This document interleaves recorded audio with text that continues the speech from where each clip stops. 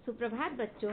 आज मैं आपको आपके हिंदी की पुस्तक अविरल भाग 6 के सुधा की डायरी के 3 पन्ने नामक पाठ पढ़ाने जा रही हूँ। इस पाठ की लेखिका डॉक्टर मधु पंत है। पाठ का नाम सुधा की डायरी के 3 पन्ने। पाठ प्रारंभ करने के पूर्व मैं आपको पाठ का परिचय बता दूं। प्रस्तुत पाठ डायरी शैली में लिखा गया है। पाठ में विद्यालय की कक्षा अध्यापिका अपनी कक्षा के विद्यार्थियों को मैत्री दिवस के अवसर पर एक ऐसी बस्ती में ले जाती हैं जहां लोग गरीबी में रहते हैं। बच्चे पढ़ने नहीं जाते या बीच में ही पढ़ाई छोड़ देते हैं। कक्षा अध्यापिका ने यह सब बताते हुए सभी विद्यार्थियों से एक एक मित्र बनाकर उन्हें शिक्षा के लिए प्रेरित करने का आग्रह किया। उत्सुक होकर सुसती नाम की एक लड़की सुधा के पास आई और उसने उसका नाम पूछकर मित्र बनने की इच्छा व्यक्त की। प्रस्तुत पाठ डायरी शैली में लिखा गया। बच्चों, जो डायरी लिखी जाती है तो ये सुधा की डायरी के 3 पन्ने हैं। ये डायरी शैली में ये पाठ लिखा गया है। इस पाठ में विद्यालय की कक्षा अध्यापिका, क्लास टीचर जो है, अपनी कक्षा के विद्यार्थियों को, अपनी क्लास के स्टूडेंट को, बच्चों को लेकर के मैत्री दिवस के एक ऐसी बस्ती में ले जाती हैं।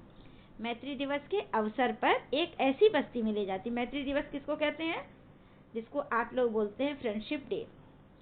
तो उस दिन वो अपने क्लास के बच्चों को एक ऐसी जगह ले जाती हैं जहाँ पर गरीब लोग रहते हैं, जहाँ के लोगों का गरीबी भरा जीवन रहता है।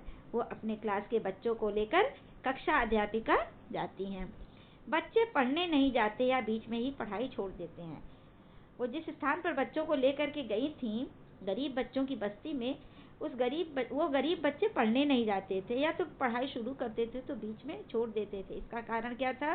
उनकी गरीबी। कक्षा अध्यापिका ने यह सब बताते हुए सभी विद्यार्थियों से एक एक मित्र बनाकर उन्हें शिक्षा के लिए प्रेरित करने का आग्रह किया। तब कक्षा अध्यापिका ने सभी बच्चों से कहा कि आप एक एक को मित्र बनाइए और फिर उन्हें पढ़ने के लिए, उन्हें पढ़ाई के लिए प्रेरित करिए। उत्सुक होकर सुरसती नाम की एक लड़की सुधा के पास आई और उसने उसका नाम पूछकर मित्र बनने की इच्छा व्यक्त की। उन्हीं में गरीब बच्चों में से एक सुरसती नाम की लड़की सुधा के पास आई और उनका नाम पूछ करके अपनी इच्छा व्यक्त की कि मुझे आप अपना मित्र बना लीजिए। अब मैं पाठ प्रारंभ कर रही हूँ। 3 पन्ने का पहला पन्ना मैं प्रारंभ कर रही हूँ, जो 1 अगस्त का है। आज विद्यालय में मैत्री दिवस कुछ नए ढंग से मनाया गया। हमारी कक्षा अध्यापिका हमें एक बस्ती में ले गई। वहां पहुंचकर तो मुझे चक्कर ही आ गया, क्योंकि वहां चारों तरफ कीचड़, गंदगी और कूड़ा कचरा था।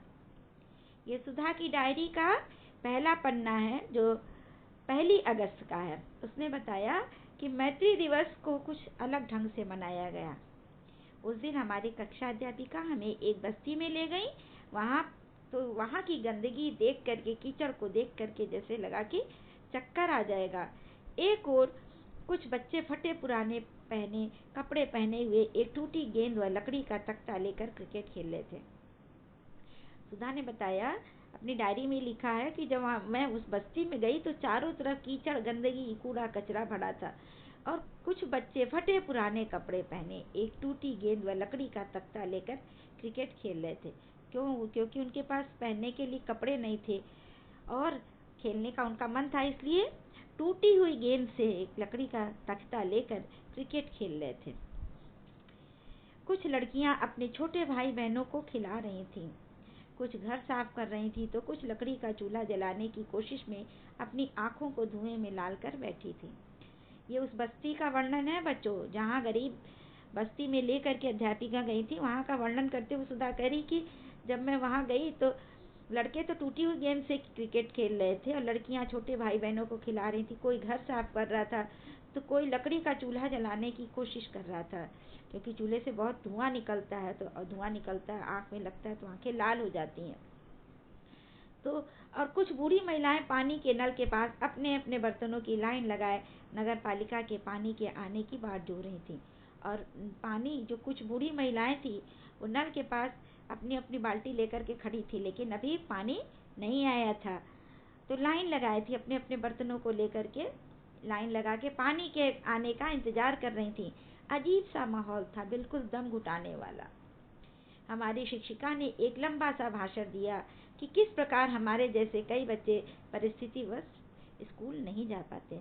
तब हमारी शिक्षिका ने बताया कि देखो कि कुछ लोगों की ऐसी परिस्थिति होती, देख लो वो परिस्थिति ऐसी है कि कुछ बच्चे शिक्षा से वंचित रह जाते हैं, वे पढ़ाई नहीं कर पाते। वे ऐसे ही बच्चे होते हैं, उनकी पढ़ाई में उनकी गरीबी जो है इबादत बन जाती है। उनकी गरीबी उन्हें अशिक्षा की ओर धकेल देती है।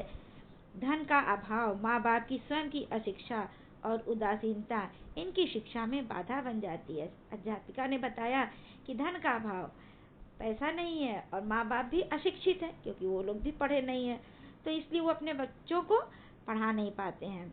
ये बच्चे या तो स्कूल ही नहीं जाते, और यदि जाते हैं तो कोई बच्चे बीच में ही पढ़ाई छोड़ देते हैं। ये बच्चे या तो स्कूल नहीं जाते हैं, और अगर किसी ने जाना शुरू भी किया तो उनकी गरीबी और उनके माता पिता की अशिक्षा उन्हें पढ़ाई करने से रोक देती है, फिर वो आगे पढ़ ही नहीं पाते हैं। आज इस मैत्री दिवस के अवसर पर मैं तुम्हें यहाँ इसलिए लाई हूँ कि तुम इनमें से एक नया मित्र बनाकर उसे पढ़ने लिखने के लाभ के बारे में समझाकर स्कूल में पढ़ने के लिए तैयार करो। तब अध्यापिका ने कहा कि मैं तुम्हें आज मैत्री दिवस पर यहाँ इसलिए लाई हूँ कि तुम इनमें से कोई एक मित्र बना लो। अभी तक तो तुम्हारे कक्षा के सारे छात्र तुम्हारे मित्र रहे होंगे, पड़ोस के रहे होंगे, लेकिन मैं इस गरीब बस्ती के किसी एक बच्चे को तुम अपना मित्र बना लो, और फिर उन्हें पढ़ाई लिखाई का महत्व समझाओ, और फिर उन्हें स्कूल में पढ़ने के लिए तैयार करो। इनमें से कोई मेरा मित्र कैसे हो सकता, मैंने सोचा। मुझे तो यह ऐसी जगह लग रही है जैसे मानो कपड़े में लगा एक भद्दा पैबंद। तो सुधा सोचने लगी कि अरे मैं इनमें से कैसे किसी को अपना मित्र बना सकती हूँ। इतने गंदे बच्चे, इतने गंदे कपड़े, और ऐसा लग रहा है कि एक कपड़े में लगा एक भद्दा पैबंद। पैबंद मतलब एक बेटा बच्चों वो होता है जो कपड़े को किसी कपड़े के ऊपर रख करके किनारे से जोड़ दिया जाए। तभी एक लड़की जिसकी आंखें धुएं से लाल थी मेरे पास आकर बोली, क्या तुम लोग स्कूल से आए हो? तुम्हारी मास्टरनी जी मैत्री दिवस की बात कर रही हैं। क्या मित्रता का कोई एक खास दिन होता है? मुझे बनाओगी अपना मित्र? मेरा नाम सुरसती है। तभी एक लड़की आई जिसकी आंख धुएं से लाल थी क्योंकि वो चूल्हा जलाने की कोशिश कर रही थी। मेरे पास आकर के बोली, क्या तुम लोग स्कूल से आए हो? तुम्हारी मास्टरनी जी मैत्री दिवस की बात करें। क्या तुम लोग किसी स्कूल से आए हो? तुम्हारी मास्टरनी जो है मैत्री दिवस की बात कर रही है। क्या मित्रता का कोई विशेष दिन होता है? तो तुम मुझे बनाओगी अपना मित्र?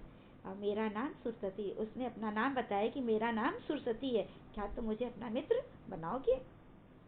मुझे उसकी बात का उत्तर देने का मन ही नहीं हुआ, पर हमारी अध्यापिका पास ही थी, इसलिए मैंने सिर हिलाकर हामी भरी और उसे अपना नाम भी बताया। तो सुधा ने कहा कि मेरा तो मन ही नहीं कर रहा था कि मैं इसे अपना मित्र बनाऊं। मैंने कोई उत्तर नहीं देना चाहा था, लेकिन पास ही मेरी अध्यापिका थी, इसलिए मुझे सिर हिलाना पड़ा और मैंने उसे अपना नाम भी बताया। सिर हिलाकर हामी भरनी पड़ी कि हाँ, मैं तुम्हें अपना मित्र बना लूंगी। मेरी हाँ सुनते ही उसकी आंखों में चमक आ गई। उसने पूरी बत्ती सी दिखाकर दोस्ती स्वीकार करते हुए कहा, मेरा नाम याद रखना, सुधा जी सुरसती। जैसे ही मैंने उसको उसकी हामी में अपना सिर हिलाया कि हाँ मैं तुम्हें मित्र बना दूंगी, तो एकदम से खुश हो गई। खुशी के कारण उसकी आंखों में चमक आ गई पूरी बत्ती सी। अब उसने अपना दांत दिखा, तो मतलब वो इतनी प्रसन्न हो गई कि उसने मेरी दोस्ती को स्वीकार करते हुए कहा कि मेरा नाम याद रखना सुधा जी सुरसती। मेरा नाम सुरसती है। सुरसती कुछ अजीब सा नाम था उसका, और कुछ अजीब ही सी थी मेरी दोस्त भी।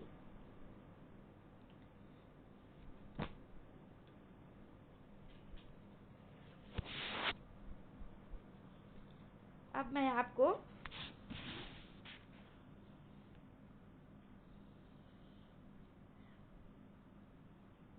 3 अगस्त के बारे में बता रही हूँ कि लेखिका ने 3 अगस्त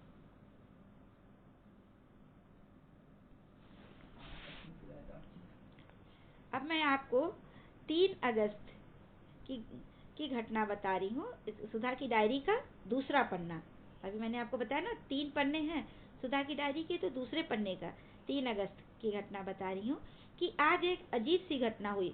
स्कूल की छुट्टी के बाद बाहर आते ही सुधा दीदी की आवाज़ सुनी। जब आज एक घटना घटी कि जैसे मैं स्कूल की छुट्टी के बाद घर आई, तब से मुझे आवाज़ सुनाई दी, सुधा दीदी, सुधा दीदी। अरे यह तो वही सरस्वती है, लो यहाँ तक आ पहुँची। तब मैंने देखा कि अरे ये तो वही गरीब बस्ती वाली सरस्वती है, अब तो ये यहाँ तक आ पहुँची। सोचते हुए मैंने कन्नी काटने की कोशिश की। कन्नी काटने की कोशिश की मतलब मैंने उससे पीछा छुड़ाने की कोशिश की, क्योंकि मैं नहीं चाहती थी कि स्कूल वाले मुझे एक मैली कुचैली लड़की से बात करते हुए देखें। क्या कि हम नहीं चाहते थे कि स्कूल के आसपास के मेरे जो मित्र हैं वो इतनी गंदी लड़की से बात करते हुए, मैली कुचैली लड़की से बात करते हुए देखें। पर सरस्वती तो मानो मुझसे मिलने की ठान कर आई थी। भागती भागती मेरे पास पहुंच गई और अपनी बत्ती सी दिखाकर बोली, ये रही आपकी किताब। उस दिन हमारी बस्ती में छूट गई थी, लेकिन उसने तो सोच ही लिया था कि आज बात करके मिल करके ही जाना है। अब फिर भागते भागते मेरे पास पहुंच गई और बत्ती सी दिखा करके बोली कि ये रही आपकी किताब, उस दिन हमारी बस्ती में छूट गई थी। उस दिन आपसे आपका और आपके स्कूल का नाम पूछा था न, सो बस ढूंढते ढूंढते पहुंच गई। क्या उस दिन मैंने आपसे आपके स्कूल का नाम पूछा था, तो इसलिए ढूंढते ढूंढते मैं आपकी किताब देने यहाँ तक आ गई।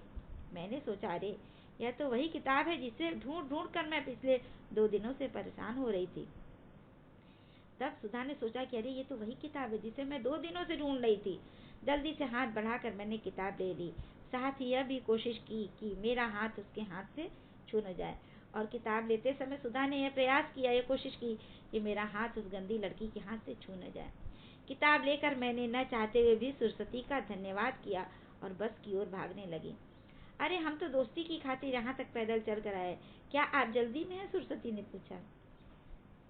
सरस्वती ने कहा कि अरे हम तो इसलिए आए थे कि हम आपकी किताब भी वापस करने, दोस्ती भी करने, लेकिन क्या आप जल्दी में हैं अपनी बस्ती से यहाँ तक केवल मेरी खातिर? सुधा ने सोचा कि अरे ये अपनी बस्ती से यहाँ तक आई खाली मेरे लिए। मैंने हैरानी से उसकी ओर देखा और मैंने मन में सोचने लगी, क्या मैं किसी अनजान के लिए एक दिन की मुलाकात के बाद इतनी तकलीफ उठाती। और उसके बाद हमने मन में सोचा कि क्या किसी अनजान के लिए एक दिन की मुलाकात के लिए इतनी तकलीफ उठाती, मतलब इतनी परेशानी उठाती कि बस्ती से स्कूल तक पैदल चली आती, सिर्फ एक इंसान अनजान अजनबी से मित्रता करने के लिए। शायद नहीं। मन के किसी कोने से आवाज आई, बस छूट जाएगी, इसलिए जरा जल्दी है। सुधा ने कहा कि बस जल्दी छूट जाएगी, इसलिए मुझे जाना है, बस जाने वाली है। मैंने शर्मिंदगी का घर आकर बार बार वही घटना याद आती रही। ये बाहरी चमक, दिखावटी व्यवहार, क्या यही है हमारी शिक्षा? जिस सरस्वती को मैंने नीचा समझा था, उसके सामने मैं ही छोटी हो गई थी। अब ये घर आकर के सुधा मन ही मन सोचने लगी कि अरे वो लड़की मुझसे बस्ती से मिलने मेरी किताब लेकर के, जिसे मैं 2 दिन से ढूंढ करके परेशान हो रही थी, मुझे देने आई थी। और मैं उससे मिलने से पीछा छुड़ा रही थी, मैं उससे मिलना नहीं चाह रही थी। मैं नहीं चाह रही थी कि स्कूल के आसपास के लोग देखें कि इतनी गंदी लड़की मेरी मित्र है। लेकिन क्या एक दिन की मुलाकात के लिए मैं इतनी तकलीफ उठाती? मैं कभी मिलने जाती? कभी नहीं, मैं कभी नहीं मिलने जाती। और मन के कोने से आवाज आई कि बस छूट जाएगी, इसलिए जरा जल्दी। फिर सुधा ने सरस्वती से कहा कि बस छूट जाएगी, इसलिए जल्दी में है। और फिर शर्मिंदगी भी हुई सुधा को। बार बार वो घटना याद करती रही कि बाहरी चमक, दिखावटीपन, ये क्या यही हमारी शिक्षा है? क्या हमारी शिक्षा हमको यही बताती है कि ऐसे लोगों से मित्रता नहीं करनी चाहिए, ऐसे लोगों से मिलना जुलना नहीं चाहिए? लेकिन वो तो मेरी पुस्तक वापस करने आई थी। मैंने उसे नीचा समझा और मैं छोटी हो गई, वो तो महान हो गई।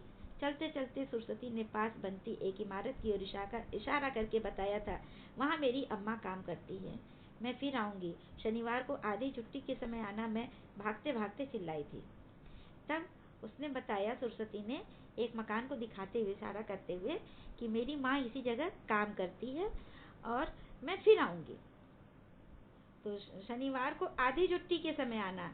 सुधा ने भी चिल्लाते हुए कहा कि शनिवार के दिन आधी छुट्टी के समय आना। क्या सचमुच में सरस्वती शनिवार को आएगी? और सुधा मन ही मन सोचने लगी कि क्या सचमुच सरस्वती शनिवार के दिन आएगी।